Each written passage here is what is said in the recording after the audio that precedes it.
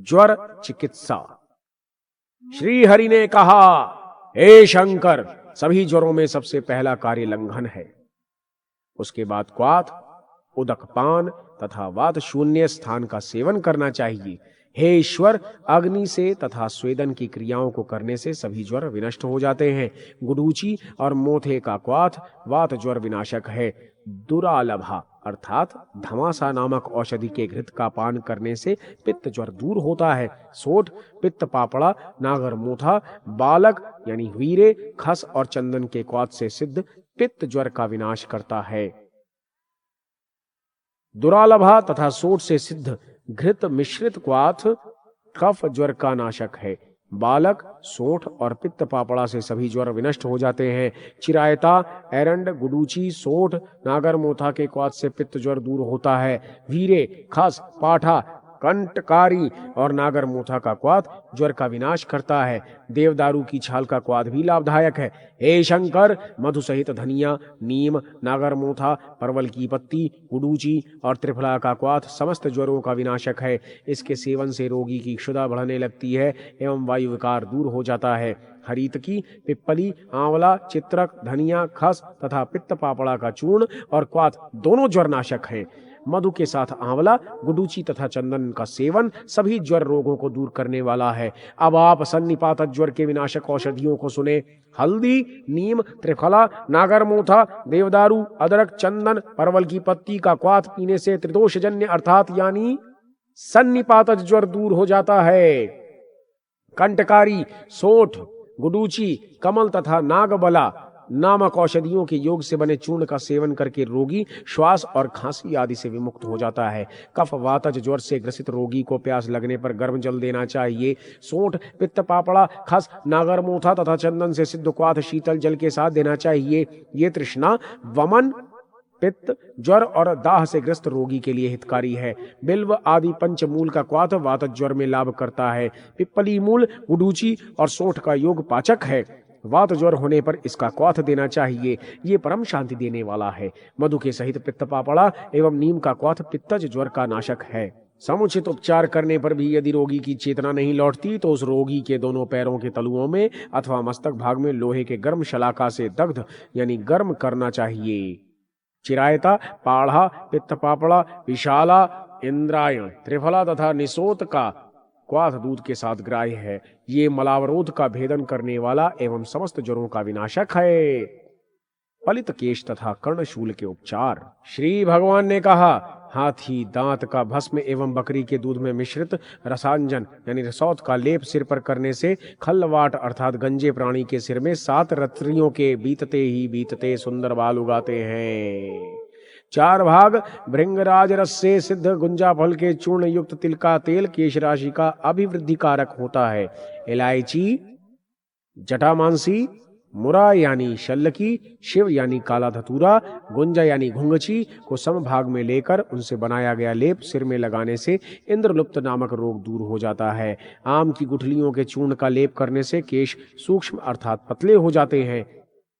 करंज, आंवला, इलायची और लाह का लेप वालों की लालिमा का विनाशक है। आम के गुठली की मज्जा तथा आंवला के चूर्ण का सिर में लेप करने से केश राशि जड़ से मजबूत, सघन, लंबी, चिकनी तथा टूट टूट करना झरने वाली हो जाती है। मिडंग और गंधक अथवा 4 गुने गोमूत्र से युक्त मैंसिल के चूर्ण से सिद्ध तैलपाक उत्तम माना गया है। सिर में इन तेलों का लेप करने से जूं और लीख समाप्त हो जाते हैं। हे वृषभ ध्वज, शंख, भस्म और सीसक घिसकर सिर में लगाने से केश चिकने और अत्यंत काले हो जाते हैं। भृंगराज, लौहचूर्ण, त्रिफला, बिजौरा नींबू, नीली, कनेर और गुड़ को समान भाग में लेकर अग्नि पर सिद्ध किया गया पाक एक महाऔषधि है। इसके लेप से पक रहे बालों को पुनः काला किया जा सकता है। आम की गुठलियों की गूदी, त्रिफला, नीली, भृंगराज, शोधित पुराना लौह चूर्ण तथा कांजी का सिद्ध योग भी बालों को काला करता है। चक्रमर्दक यानी चकवड़ का बीज एवं कुष्ठ, एरंड मूल तथा अत्यंत खट्टे कांजी के साथ पीस कर लेप करने से मस्तक का रोग दूर हो जाता है। सेंधा नमक, वच, हींग, कुष्ठ, नागकेशर, शतपुष्पा यानी सौंफ तथा देवदारू नामक औषधियों से शोधित 4 गुने गाय के गोबर से निकाले गए रस से युक्त तिल के तेल को 1 कण मात्र भी कान में डालकर अत्यंत प्रबल कर्णशूल को विनष्ट किया जा सकता है। हे शिव, भेड़ का मूत्र और सेंधा नमक कान में डालने से पूति का दोष अर्थात बहने वाला दुर्गंधपूर्ण पानी और कृमि स्रावादि का विकार विनष्ट हो जाता है। मालती नामक पुष्प की पत्तियों का रस या गोमूत्र कानों में डालने से उनमें से बहने वाला मवाद नष्ट हो जाता है। कुष्ठ, उड़द, काली मिर्च, तगर, मधु, पिप्पली, अपामार्ग, अश्वगंधा, बृहति, श्वेत सरसों, यव, तिल और सेंधा नमक का उपटन कल्याणकारी होता है। भल्लातक, बृहति एवं अनार का छिलका तथा कटु तैल के लेप से या इस उपटन के प्रयोग से लिंग, बाहु, स्तन और श्रवण शक्ति की वृद्धि होती है। नेत्र, नाक, मुख, गला, अनिद्रा तथा पाद रोग और शस्त्राघात आदि जनित रोगों की चिकित्सा। श्री हरि ने कहा, हे शंकर, मधु के सहित शोभनक वृक्ष की पत्तियों का रस आंखों में डालने से निश्चित ही नेत्र का रोग नष्ट हो जाता है। तिल और चमेली के 80-80 फूल, नीम, आंवला, सोंठ, पीपल तथा चौलाई के शाक को चावल के जल में पीसकर उनकी वटी बनानी चाहिए। तदनंतर छाया में सुखाकर मधु के साथ उनका नेत्रों में अंजन करना लाभकारी है। ऐसा करने से तिमिरादिक रोग नष्ट हो जाते हैं। बहेड़े के गुठली की गूदी, शंखनाभि, मैनसिल, नीम की पत्ती एवं काली मिर्च को बकरी के मूत्र में घिसकर अंजन बनाना चाहिए। इस प्रकार का सिद्ध अंजन नेत्रों में होने वाले पुष्प दोष अर्थात फुल्ला, रतौंधी, तिमिर विकार तथा पटल रोग को नष्ट कर देता है। शंख भस्म 4 भाग, मैनसिल 2 भाग एवं सेंधा नमक 1 भाग जल में पीसकर बनाई और छाया में सुखाई गई वटी का नेत्रों में अंजन करने से तिमिर, पटल तथा सूजन नष्ट हो जाता है। ये नेत्र रोगों की महौषधि है।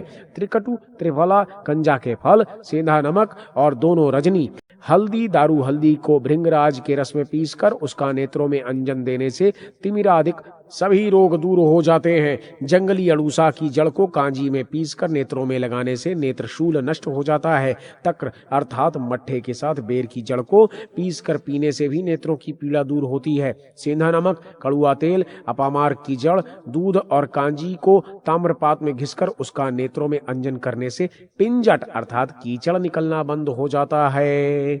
बेल्व और नील वृक्ष की जड़ पीसकर बनाए गए अंजन को नेत्रों में लगाने मात्र से तिमिरादिक रोग निश्चित ही नष्ट हो जाते हैं। पिप्पली, तगर, हल्दी, आंवला, वच और खदिर द्वारा बनाई गई बत्ती का अंजन लगाने से नेत्र रोग नष्ट होता है। जो मनुष्य नित्य प्रातः मुंह में जल भरकर जल का ही छींटा देकर नेत्रों को धोता है, वो नेत्रों के सभी रोगों से मुक्त हो जाता है। श्वेत एरंड की जड़ एवं पत्तियों के रस से सिद्ध बकरी के दूध के उष्ण पाक के सेक से आंखों का वात विकार दूर हो जाता है। चंदन, सेंधा नमक, पुराने पलाश का पत्र और हरित की पटल, कुसुम, नीली का अंजन चक्रिका, चकाचौंधी नामक नेत्र रोगों का विनाशक है। बकरी के मूत्र में घिसी गई गुंजा की जड़ का अंजन तिमिर रोग को दूर करता है। हे रुद्र, चांदी, तांबे तथा सोने की शलाका को हाथ पर घिसकर नेत्रों में उसका लगाया गया उपटन कामला नामक रोग का निवारक है। घोषा फल अर्थात सौंफ को सूंघने और सेवन करने से पीलिया नामक रोग का विनाश होता है। दूर्वा, अनार पुष्प, लोध्र और हरितकी का रस नासार्श तथा वात रक्त के दोष को दूर करता है। हे वृषध्वज, हे नीललोहित, जांगलिक मूल अर्थात केवांच की जड़ को भली प्रकार से पीसकर उसका नस्य लेने से नासार्श रोग नष्ट हो जाता है। हे रुद्र, गोघृत, सर्जरस यानी राल, धनिया, सेंधा नमक, धतूर तथा गैरिक से सिद्ध सिक्त अर्थात मोम तेल में मिलाकर होठों पर लगाने से होठों के घाव तथा होठ फटने का रोग दूर हो जाता है। चबाकर सेवन की जाने वाली चमेली की पत्तियों का रस भी मुख रोग विनाशक है। केसर के बीजों को खाने से हिलने वाले दांत दृढ़ हो जाते हैं। मोथा, कुष्ठ, इलायची, मुलेठी, वालक और धनिया को चबाने से मुख की दुर्गंध दूर हो जाती है। कषाय द्रव्य या त्रिकटु अथवा तेल युक्त तिक्त शाक के नित्य भक्षण से भी मुख की दुर्गंध दूर हो जाती है। इससे सभी प्रकार के दांतों से संबंधित घाव भी नष्ट हो जाते हैं। हे शिव, तेल में सिद्ध कांजी का कुल्ला करने से अथवा उसको मुख में रखने से तांबूल के साथ खाए गए चूने के प्रभाव से हुए घाव या अन्य व्याधियों का विनाश हो जाता है। सोंठ को चबाने से जिस प्रकार प्राणी कफ के रोग से मुक्ति प्राप्त कर लेता है, उसी प्रकार बिजौरा नींबू के बीज, इलायची, मुलेठी, पिप्पली और चमेली की पत्तियों का चूर्ण यानी शहद में चाटने से कफ विकार से मुक्ति मिल जाती है। शेफालिका यानी सिंधुवार तथा जटामांसी का चूर्ण चबाने से गलशुंडी अर्थात तालु भाग की शोथ का विनाश होता है। गुंजा अर्थात घुंगची की जड़ को चबाने से दांत में लगे हुए कीड़ों का विनाश होता है। हे शिव, मधु सहित काकजंघा यानी घुंगची, स्नुही, सिंहोड़ और नील का क्वाथ दंताक्रांत यानी दंताघात तथा दांत के कीट रोगों का विनाशक है। कर्कटपाद यानी कमल की जड़ से सिद्ध घृत पाक का मंजन करने से दांतों की कटकटाहट दूर हो जाती है। हे शिव, कर्कटपाद का दूध के साथ लेप करने से भी इस रोग का विनाश हो जाता है।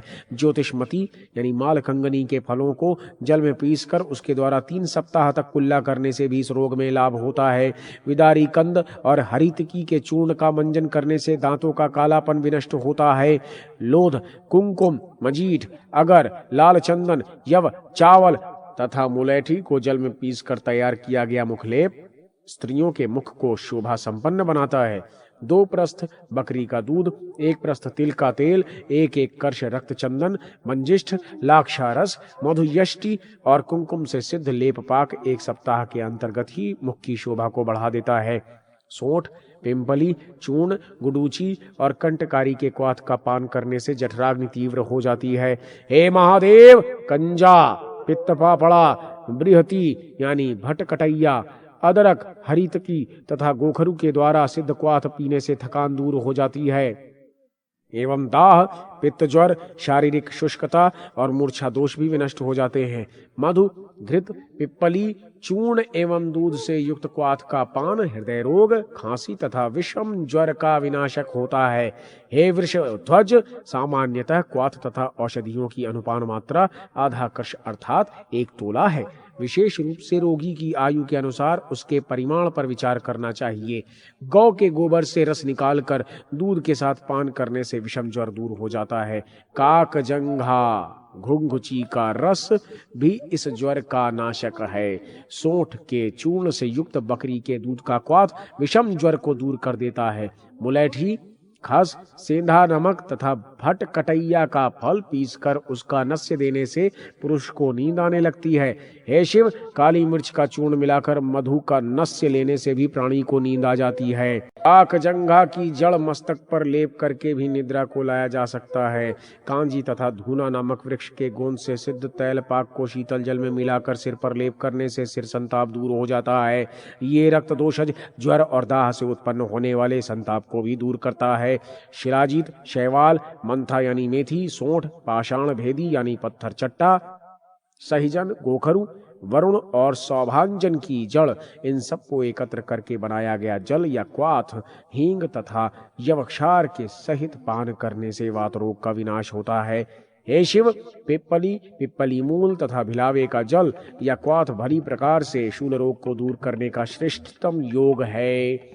अश्वगंधा तथा मूली के रस से शोधित वामी की जो मिट्टी होती है उसको रगड़ने से दाद और उरु स्तंभ नामक रोग शांत हो जाते हैं। बृहति मूल अर्थात भटकटैया की जड़ को पानी में पीसकर पीने से संघात वात नष्ट होता है। अदरक और तगर की जड़ को पीसकर मट्ठे के साथ पीने से झिंझनी अर्थात झुंझबाई का रोग वैसे ही नष्ट होता है जैसे वज्र के प्रभाव से वृक्ष धराशायी हो जाता है। अस्थि संहारक हरजोड़ अर्थात ग्रंथिमान नामक लता की जड़ को भात के साथ खाने से अथवा जटामांसी के रस के साथ पान करने से वात रोग तथा अस्थिभंग के दोष विनष्ट हो जाते हैं। बकरी के दूध और घृत मिश्रित सत्तू का लेप दोनों पैर के तलुओं में करने से जलन समाप्त हो जाती है। मधु, घृत, मोम, गुड़, गैरिक, गुग्गुल और राल का रस पैरों में लेप करने से उनका फटना तथा जलना बंद हो जाता है। हे वृषध्वज, सरसों के तेल को पैरों में लेप कर निर्धूम अग्नि में जो मनुष्य सेकता है उसका पंकिल मिट्टी खाया हुआ अर्थात कीचड़ में अधिक देर तक रहने से दूषित हुआ या उसके समान अन्य किसी कारण से विकृत हुआ पैर खोजलाहट आदि विकारों से रहित हो जाता है। सर्जरस, मोम, जीरा और हरितकी से शोधित घृत पाक का अभ्यंग करने से अग्नि में जलने से उत्पन्न हुई पीड़ा शांत हो जाती है। तिल का तेल अग्नि में जलाकर भस्म किए गए यव को प्रचुर मात्रा में बार बार मिलाकर लेप करने से अग्नि में जलने के कारण उत्पन्न हुए घाव ठीक हो जाते हैं। भैंस के दूध का मक्खन, अग्नि में भुने गए तिल का चूर्ण और भिलावा का रस मिलाकर तैयार किया गया लेप घाव को ठीक करता है। इसका नस्य एवं लेप करने से हृदय शूल भी शांत हो जाता है। हे हर, दंड प्रहार आदि के कारण शरीर में उत्पन्न घाव कर्पूर और गोघृत परस्पर मिलाकर भरने से ठीक हो जाता है। हे शिव, शस्त्रों के प्रहार से होने वाले घाव पर इस औषधि का प्रयोग करके उसे स्वच्छ सफेद कपड़े से बांध देना चाहिए। हे वृषध्वज, इस प्रकार के घाव जब पक रहे हों या उनमें पीड़ा होती हो तो उन्हें हाथ का स्पर्श देना यानी सहलाना चाहिए। आम्र की जड़ का रस और घृत भरने से भी शस्त्राघात का घाव भर जाता है। शरपुंखा यानी शर्फों का, लज्जालू का यानी लाजवंती और पाठा पाढ़ा नामक औषधियों की जड़ को जल में पीसकर उसका लेप लगाने से भी शस्त्राघात जनित व्रण ठीक हो जाता है। काकजंघा की जड़ को पीसकर शस्त्राघात के घाव में भरने से वो घाव 3 रात्रियों के बीतते ही सूख जाता है। रोहितक नामक या रोहड़ा की जड़ का लेप भी व्रण को नष्ट कर देता है। लाठी आदि के प्रहार से उत्पन्न होने वाली पीला जल एवं तिल के तेल में सिद्ध अपामार्ग की जड़ का लेप लगाने से तथा आग पर सेकने से शांत हो जाती है। हे शंकर, हरित की सोंठ और सेंधा नमक पीसकर जल के साथ खाने से अजीर्ण रोग का विनाश होता है। निम्ब मूल अर्थात नीम की जड़ को कमर में बांधने पर नेत्रों की पीड़ा दूर हो जाती है। शण यानी पटसन की जड़ और पान का भस्म इंद्रियजन्य विकार का विनाशक है। यवादिक अन्न, हल्दी, सफेद सरसों की जड़ और बिजौरा नींबू के बीज समान भाग में पीसकर उनका उपटन बनाना चाहिए। 7 दिनों तक शरीर में इसका प्रयोग करने से रंग गोरा हो जाता है। श्वेत अपराजिता की पत्ती तथा नीम की पत्ती का रस निकालकर उसका नस्य देने से डाकनी आदि माताओं और ब्रह्म राक्षसों की छाया से मुक्ति हो जाती है। हे वृषध्वज, मधुसार अर्थात मुलैठी की जड़ का नस्य देने से भी उनकी छाया दूर हो जाती है। हे रुद्र, पिप्पली, लौहचूर्ण, सोंठ, आंवला, सेंधा नमक, मधु तथा शर्करा का समान योग गूलर के फल के बराबर की मात्रा में 1 सप्ताह पर्यंत सेवन करने से पुरुष बलवान हो जाता है। यदि वो सदैव इसका सेवन करे तो 200 वर्ष तक जीवित रहता है। भल्लूकी के दूध से जीवित रोहित मछली के मांस द्वारा सिद्ध तैल पाक का अभ्यंग करने से शरीर में स्थित समस्त रोग दूर हो जाते हैं। चंदन के जल का नस्य लेने से शरीर के गिरे हुए रोम पुनः निकल आते हैं।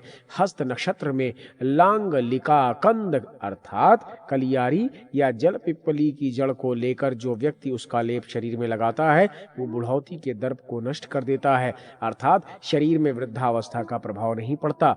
पुष्य नक्षत्र में सुदर्शना, चक्रांगी या वृषकर्णी नामक लता की जड़ को लाकर घर के मध्य डाल देने से सर्प घर से भाग जाते हैं।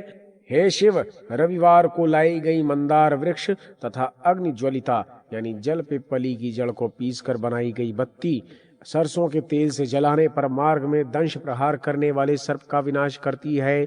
वेफला यानी केतकी और अर्जुन के पुष्प, भिलावा, शिरीष, लाक्षारस, राल, विड और गुग्गुल इन सभी के द्वारा बना धूप मक्खियों तथा मच्छरों का नाश करता है।